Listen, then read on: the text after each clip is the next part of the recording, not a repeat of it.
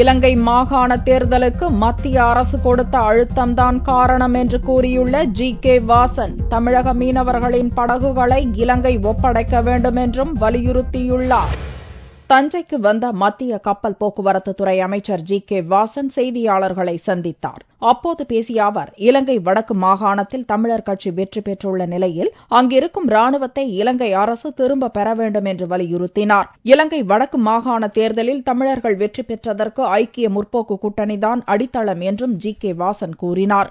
வடக்கு மாகாண தேர்தல் நடைபெற்று அதில் தமிழர்கள் வெற்றி பெற்றிருக்கின்றார்கள் என்றால் அதற்கு அடித்தளம் மத்திய ஐக்கிய முற்போக்கு கூட்டணி தொடர்ந்து இலங்கை அரசிடம் தேர்தலை முறையாக நடத்த வேண்டும் என்ற அழுத்தம் கொடுத்ததன் காரணமாகத்தான். இலங்கை சிறையிலிருந்து விடுதலையாகியுள்ள தமிழக மீனவர்களின் படகுகளை இலங்கை அரசு உடனடியாக திரும்ப ஒப்படைக்க வேண்டும் என்றும் வாசன் கேட்டுக் கொண்டார். சோனியா மற்றும் ராகுல் தமிழகத்தில் தொடர்ந்து சுற்றுப்பயணம் மேற்கொண்டுள்ளதாகவும் பிரதமர் வேட்பாளராக அறிவிக்கப்பட்ட பின்னர்தான் மோடி சுற்றுப்பயணம் மேற்கொள்வதாகவும் வாசன் குற்றம் சாட்டினார்.